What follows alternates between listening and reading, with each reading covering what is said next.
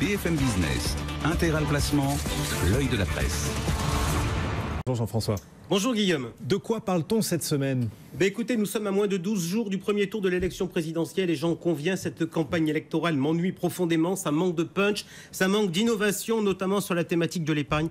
Alors, histoire de me défouler, moi, grand amateur de capiliculture, je vous ai préparé des idées décoiffantes à mettre dans le débat. Allez, décoiffez-nous Jean-François, allez-y. Alors, pour commencer, soyons clairs, il y en a marre des privilèges des uns et des autres, marre des parlementaires qui touchent des indemnités qui sont non imposables, marre des journalistes qui font passer une partie de leur rémunération à la barbe et au nez du fisc, marre des niches. Et en matière de placement, voyez-vous, j'ai cru comprendre que les candidats étaient tous favorables au développement de l'épargne financière et à l'amélioration du financement de l'économie. J'ai entendu ça hier, ici, à la même heure, sur ce plateau. Donc, si tout le monde est d'accord sur ce point, je vous propose que l'on supprime une niche fiscale importante, l'exonération de taxation sur la plus-value de la résidence principale. Vous voulez supprimer l'exonération de la plus-value sur la résidence principale. Vous êtes un grand malade, Jean-François. Non, mais attendez, jeune homme, soyez sympathique. Étayez un peu plus votre argument. Mais ça a du sens, quand même. Elle a du sens, cette exonération de la résidence principale. Vous voyez un couple, par exemple, acheter un premier logement, il s'agrandit, c'est quand même le but de tout un chacun, puis il revend pour acheter plus grand. On va quand même pas lui réduire son apport personnel en taxant sa plus-value. C'est recevable, Guillaume, comme argument, même si en pratique, ça plaide plus pour un report que pour une exonération. Car un beau jour, vos enfants, ils vont partir, vous allez vieillir, et puis vous allez finalement finir par acheter plus petit. J'espère donc que vous avez d'autres arguments en stock. J'en ai un autre, il me semble imparable. Si vous voulez proposer des mesures avec pour objectif de vous faire élire, Jean-François, puisque vous êtes vous aussi candidat à cette présidentielle, et on ne parle pas assez de vous, je trouve. Si vous voulez vous faire élire, faites plaisir aux gens.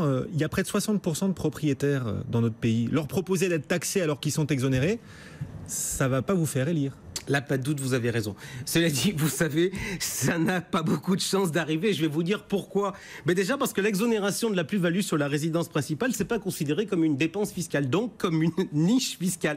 Vous savez que tous les ans, ces niches fiscales, elles sont annexées au projet de loi de finances. Si elles sont listées, alors on retrouve pêle-mêle l'abattement de 10% sur les pensions des retraités, pour la maudite somme de 4 milliards et des poussières, l'exonération ou les faveurs fiscales qui sont accordées sur la taxation des plus-values en assurance vie pour 1,5 milliard, l'exonération des intérêts du livret A pour 212 millions, c'est ridicule. Mais dans cet inventaire à la Prévert, je n'ai pas vu l'exonération de la plus-value de la résidence principale. Cela dit, on s'en moque, vous avez raison. L'exercice électoral ne consiste pas à faire des mesures cohérentes, mais de se faire élire. Donc la régie, je ne sais pas si vous m'entendez, mais je pense qu'on va couper tout ça en montage. C'est pas possible en direct. Ah, c'est pas possible. C'est pas grave. Bon. On recommence de toute manière en campagne. On peut dire n'importe quoi et recommencer. On reprend, Guillaume. Alors, Jean-François, on reprend à zéro. Quelles seraient vos mesures pour la présidentielle en matière immobilière? Écoutez, Guillaume, en matière fiscale, il y a une incohérence flagrante à corriger. Mais plutôt que de vous faire la proposition directement, je vous propose de vous y conduire petit à petit. Alors, premier constat, est-ce que vous considérez que tout un chacun a droit à un logement décent ? Ça me paraît une évidence, oui. Parfait. Est-ce que vous considérez que la fiscalité doit privilégier une solution par rapport à une autre et orienter le choix des individus ? Pour le coup, non. Chacun doit avoir un libre choix en fonction de sa situation. Parfait. Propriétaire ou locataire, le choix doit donc dépendre des moyens, des besoins de l'individu et de sa vision des choses. Et la fiscalité ne doit pas impacter ce choix. Alors, d'autant que derrière chaque locataire sommeille un propriétaire, même si ce n'est pas la même personne. Donc, locataire ou propriétaire, ça doit être le même résultat. Mais est-ce le cas ? Je vous propose qu'on se livre à l'exercice. Regardons impôt par impôt. On commence par la taxe d'habitation. Est-elle payée dans les deux cas ? Oui, par l'occupant, le propriétaire occupant d'un côté, le locataire de l'autre. Parfait, donc pas de différence. La taxe foncière maintenant. Si vous êtes propriétaire, vous payez la taxe foncière, et si vous êtes locataire, c'est votre propriétaire qui la doit. Donc si je résume, dans les deux cas, une taxe foncière vient garnir les caisses des collectivités locales. On continue. Impôt sur le revenu. Quid de la situation du propriétaire ? L'impôt sur le revenu, il ne touche pas de revenu, puisqu'il est juste propriétaire. Et s'il a des loyers, dans ce cas-là, il est payé, taxé à l'impôt sur le revenu. Alors, le propriétaire ne touche pas de revenu, et si jamais il revend son bien à terme, il va avoir une taxation, une exonération de la plus-value. Vous avez raison, c'est compréhensible qu'il y ait cette exonération. Je vous raconte l'histoire, c'est l'histoire du jeune couple qui achète un premier logement, il s'agrandit, il revend pour acheter plus grand, on va quand même pas lui réduire son apport personnel en taxant sa plus-value. Donc, pour le fisc, un propriétaire de sa résidence principale ne rapporte rien en termes d'impôt sur le revenu. Regardons maintenant la situation du locataire et de son propriétaire. Qui paye quoi ? Le locataire, chacun le sait, le locataire paie son loyer, ça c'est sa seule grosse dépense. D'accord, En revanche, le propriétaire qui perçoit le loyer, il va être taxé au revenu foncier. Et à terme, il pourrait peut-être payer une plus-value, une taxation sur les plus-values. Vous avez tout compris ? Donc en pratique, il y a une inégalité de traitement entre les deux cas. Oui. Mieux vaut pour l'administration fiscale que les gens soient locataires. D'où ma proposition, rendre les loyers sur la résidence principale déductible du revenu. Vous me direz, ça n'a aucun impact pour les petits, parce qu'ils ne paient pas d'impôt sur le revenu.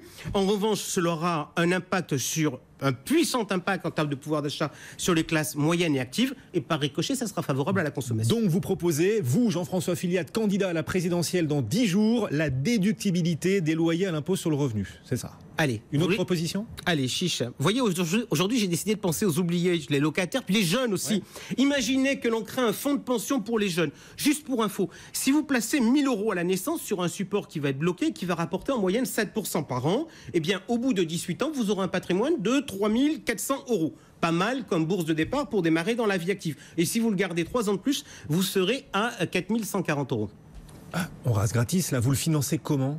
Soit on peut le financer par une réallocation d'impôts type droit de succession ou ISF. Ouais. Sur la base de 800 000 naissances en France par an, ça vous coûte 8 milliards par an. Mais vous pouvez aussi le financer autrement, par exemple sous forme d'un prêt à taux zéro qui serait remboursable à terme.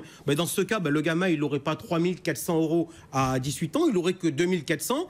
À 21 ans, il n'aurait que 3 141 €. Mais étant donné que ça lui tombe directement du ciel, simplement parce qu'il a contribué à financer les entreprises, c'est déjà pas mal. Évidemment, on peut faire en sorte que ce système il fasse boule de neige en permettant aux parents et aux grands-parents de financer à la naissance avec une franchise de droit de mutation. Et puis si au lieu d'avoir mis 1 000 €, eh bien on a mis 10 000, oui. Ça fait 41 000 € à l'heure de financer les études. Évidemment, il va de soi que la règle du produit, c'est un blocage complet. Pas question de toucher à cet argent avant la majorité. Et puis une défiscalisation totale d'un point de vue fiscal et d'un point de vue social. Et pourquoi je dis ça ? Parce que non seulement aux gamins, on leur refile les dettes de leurs grands-parents, ça serait quand même un comble qu'on les tape dès leur naissance pour rembourser. On en revient toujours, Jean-François, à ces niches fiscales que vous critiquez tant. Soyons clairs, je suis un râleur comme les autres, aussi schizophrène que les autres. En matière d'épargne, on va être honnête, c'est un peu l'histoire du serpent qui se mord la queue. D'une part, on veut de la stabilité. Vous êtes un vrai Français, Jean-François. On veut de la stabilité fiscale, et d'autre part, quand on va voter, on veut que les choses changent. Bref, c'est totalement incohérent. On ne peut pas être à la fois pour la stabilité et à la fois pour le mouvement, sauf à constitutionnaliser les avantages acquis. Et puis, si on ne reconnaissait pas au pouvoir politique la possibilité d'essayer de faire changer les choses, franchement, à quoi ça servirait d'aller voter ? C'est donc une histoire sans fin.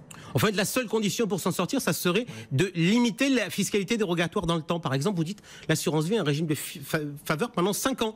Tous ceux qui souscrivent pendant 5 ans en profitent, et après, on verra si on garde les mêmes règles ou si on change. Ça commence d'ailleurs à se développer petit à petit. Le Pinel, par exemple, le Pinel, il arrive à échéance à la fin de l'année. Alors, espérons d'ailleurs que s'il y a un nouveau gouvernement qui arrive, on sait qu'il y aura un nouveau gouvernement, il n'abrogera pas prématurément ce dispositif. D'accord. Et s'il veut en mettre un, il le mettra pour l'année prochaine. Donc 3 propositions. D'abord maintenir le Pinel, on le disait, un fonds de pension pour les jeunes, vous le proposez aussi pour cette présidentielle, et puis ça fait aussi partie de votre programme de candidat, Jean-François, déduire des impôts les loyers. Une autre proposition, une toute dernière ? Ouais, une toute dernière, juste pour le fun, puisqu'on est dans la technique, je propose une évaluation annuelle des niches fiscales consacrées à l'épargne. L'objectif, c'est de répondre à la question suivante, qui en a réellement profité ? Alors, je veux pas savoir si Guillaume Samorer ou Cédric, qui n'est pas là cette semaine, on fait ci ou ça, je m'en moque. Moi, ce qui m'intéresse, c'est de savoir combien est rentré dans la poche des épargnants et combien est revenu dans celle des distributeurs et autres producteurs au titre d'augmentation des prix de vente. Par exemple, on voit ça en immobilier, une augmentation des frais, ainsi de suite. Car en matière de niche fiscale, le gagnant est rarement celui qu'on croit. Et la morale de l'histoire, il y a des candidats des travailleurs, il n'y a pas de candidats des épargnants. C'est dommage. Sauf vous, Jean-François, Ça, c'est une certitude. Mais vous avez une chance que je ne sois pas réellement candidat, sinon vous auriez été obligé de citer le nom de tous les autres.